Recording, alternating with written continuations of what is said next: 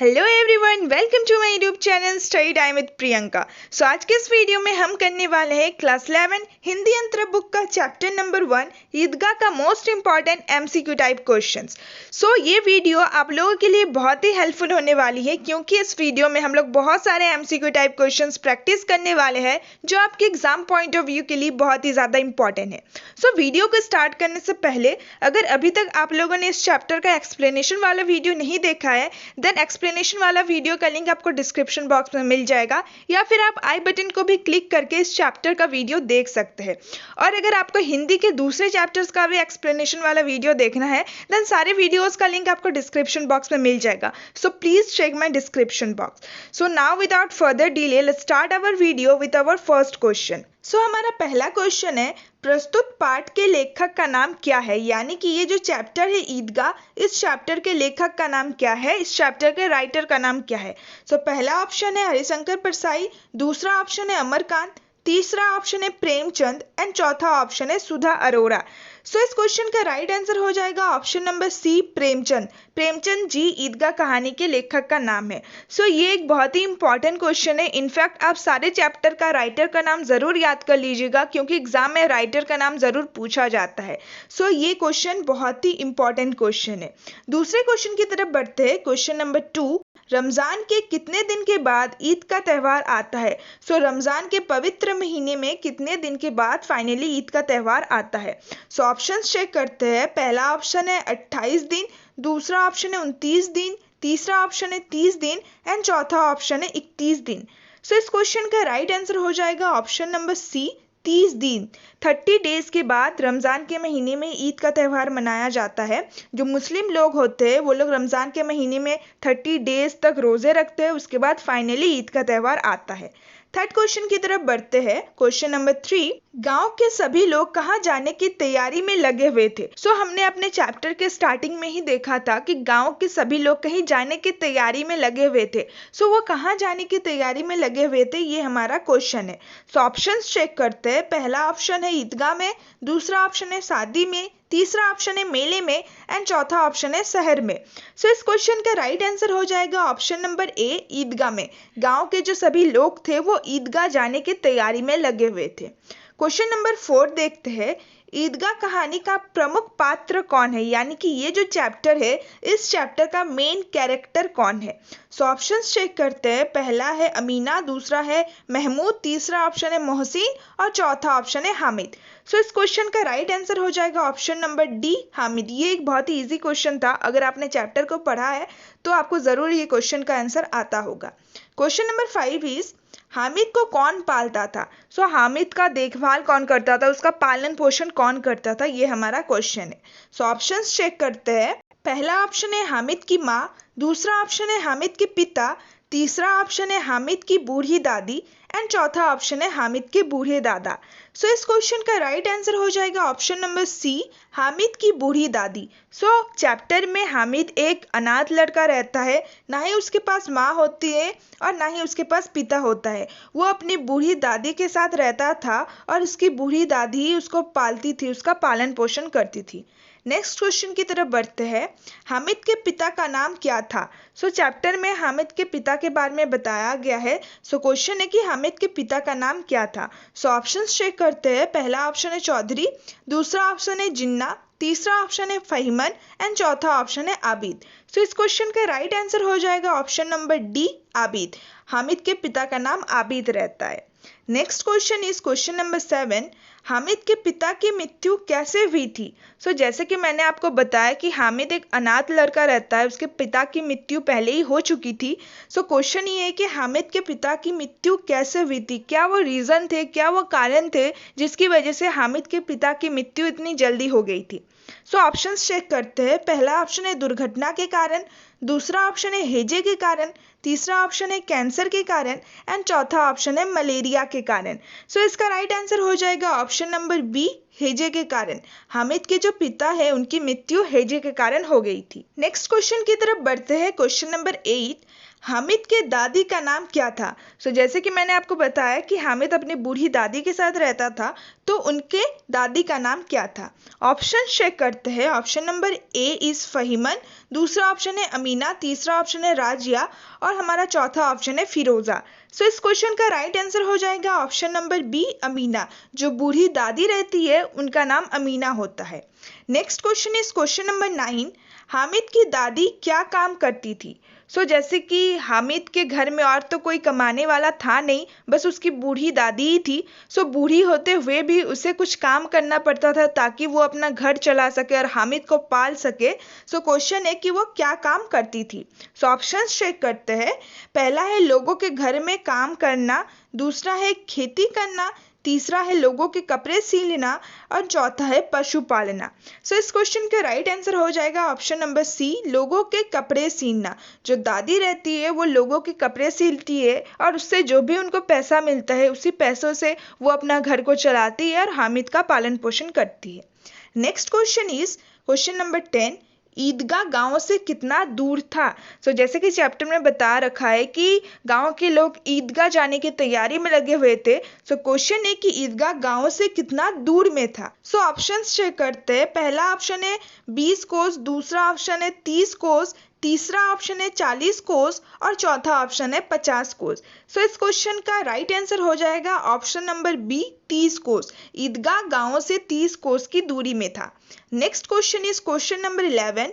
महमूद ईदगाह में कुल कितने पैसे लेकर गया था?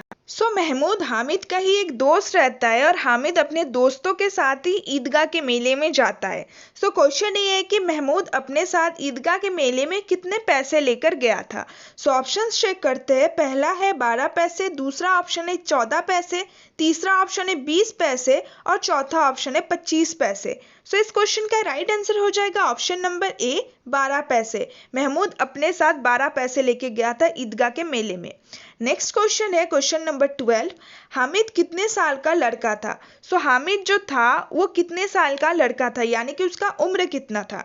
पहला ऑप्शन है 3-4 साल का, दूसरा ऑप्शन है 4-5 साल का, तीसरा ऑप्शन है 5-6 साल का और चौथा ऑप्शन है 6-7 साल का। इस क्वेश्चन का राइट आंसर हो जाएगा ऑप्शन नंबर बी 4-5 साल का। जो हामिद है वो 4-5 साल का लड़का रहता है। Next question is question number 13। Hamid के पास कितने पैसे थे? यानी कि हामिद जब ईदगाह के मेले में जाता है तो वो अपने साथ कितने पैसे लेके जाता है। जैसे कि मैंने आपको बताया कि हामिद एक अनाथ लड़का रहता है, उसके पिता नहीं होते हैं और वो अपनी बूढ़ी दादी के साथ रहता था और उसकी जो बूढ़ी दादी होती थी वो दूसरों के कपड़े सिल के ही पैसा कमाती थी।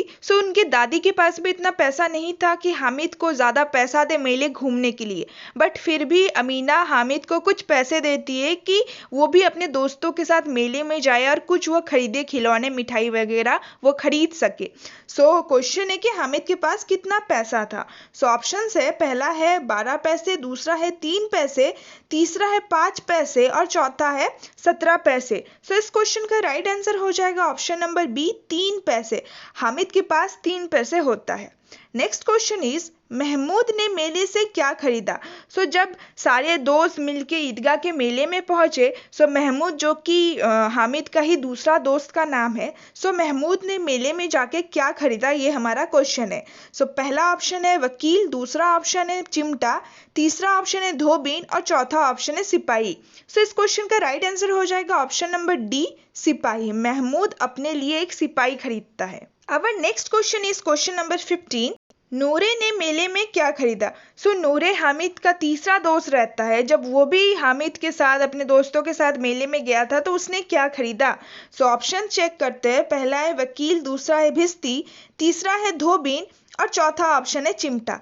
इस क्वेश्चन का राइट आंसर हो जाएगा ऑप्शन नंबर ए वकील। नूरे जो है वो अपने लिए एक वकील खरीदता है। हमारा नेक्स्ट क्वेश्चन है क्वेश्चन नंबर 16। मोहसिन को मेले में कौन सा खिलौना पसंद आया? मोहसिन जो था वो मेले में कौन सा खिलौना खरीदता है, उसको कौन सा खिलौना पसंद आता है? सो पहला ऑप्शन है सिपाही, दूसरा ऑप्शन है भिस्ती, तीसरा ऑप्शन है गाड़ी और चौथा ऑप्शन है बंदूक। सो इसका राइट आंसर हो जाएगा ऑप्शन नंबर बी, भिस्ती। सो भिस्ती का मतलब आप लोगों को नहीं पता होगा, बट पहले के जमाने में सैनिकों को पानी पिलाने के लिए एक व्यक्ति हुआ करता था जिसको भिस्ती कहा जाता है। सो आप स्क्रीन में एक भिस्ती का पिक्चर भी देख सकते हैं। हमारा नेक्स्ट क्वेश्चन है क्वेश्चन नंबर 17। कौन बालक खिलौनों की निंदा कर रहा था? सो जितने भी बालक गए थे ईदगाह के मेले में, सो ऐसा कौन एक बालक था जो कि हर एक खिलौना की निंदा कर रहा था? सो ऑप्शंस चेक करते हैं। पहला है मोहसिन, दूसरा है हामिद, तीसरा है नूरे और चौथा ऑप्शन है महमूद। सो इस क्वेश्चन का राइट आंसर हो जाएगा option number B, Hamid. Hamid जो लड़का था, हामिद जो बालक था, वो हर एक खिलौने की निंदा करता है। क्यों वो निंदा करता है? क्योंकि उसके जो दोस्त थे वो उसको बहुत ज़्यादा चिढ़ा रहा था कि तुम्हारे पास ज़्यादा पैसा नहीं है कि तुम एक खिलौना खरीद सको, इसीलिए हामिद अपने दोस्तों के खिलौने की निंदा करता है। हमारा नेक्स्ट क्वेश्चन है क्वेश्चन नंबर 18। खिलौनों को ना खरीदने के कारण हामिद ने क्या तर्क दिया? सो जब उनके दोस्त पूछ रहे थे, हामिद के दोस्त पूछ रहे थे कि तुम खिलौने क्यों नहीं खरीद रहे हो, क्या तुम्हारे पास पैसे नहीं है? सो इसका जवाब हामिद ने क्या दिया? सो ऑप्शन चेक करते हैं। पहला है खिलौने मिट्टी के हैं, दूसरा ऑप्शन है खिलौने महंगे हैं, तीसरा ऑप्शन है जरा सा पानी पड़े तो रंग घुल जाए और चौथा ऑप्शन है इनमें से सभी। सो इस क्वेश्चन का राइट आंसर हो जाएगा ऑप्शन नंबर डी, इनमें से सभी।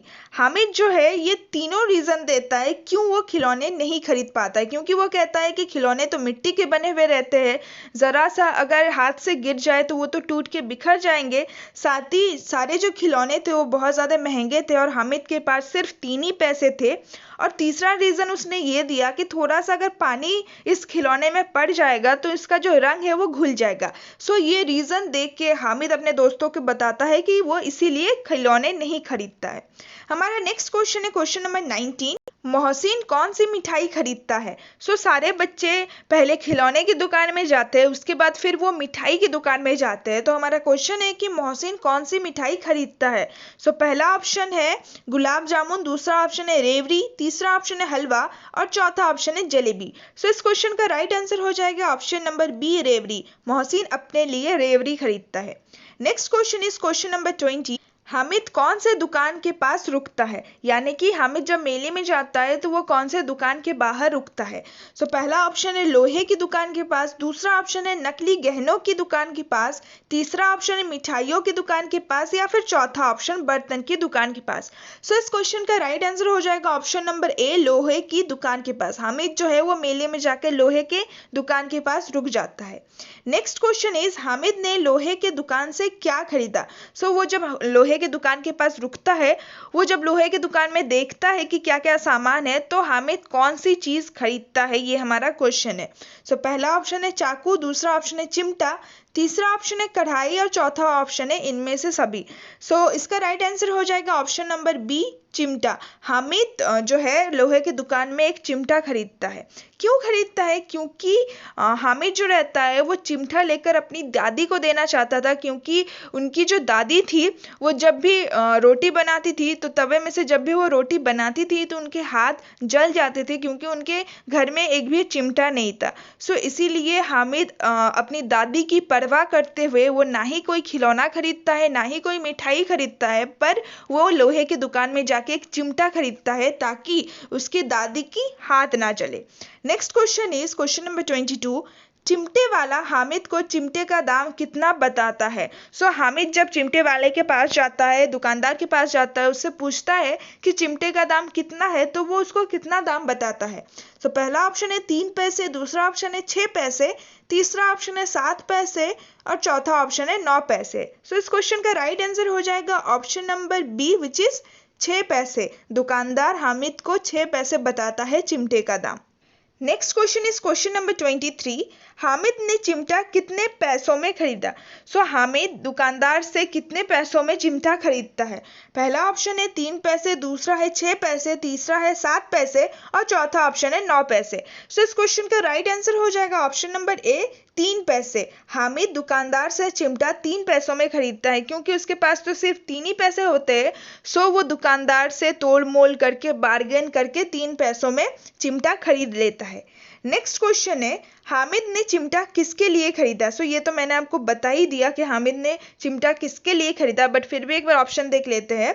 पहला है अपनी माँ के लिए, दूसरा है अपनी दादी के लिए, तीसरा है अपने लिए और चौथा ऑप्शन है इनमें से सभी। सो इस क्वेश्चन का राइट आंसर हो जाएगा ऑप्शन नंबर बी, अपनी दादी के लिए। हामिद अपनी दादी के लिए चिमटा खरीदता है क्योंकि उसे अपनी दादी का बहुत ज़्यादा परवाह होता है कि रोटियां सेकते वक्त उनके हाथ जल जाते थे, इसीलिए वो अपनी दादी के लिए एक चिमटा खरीदता है।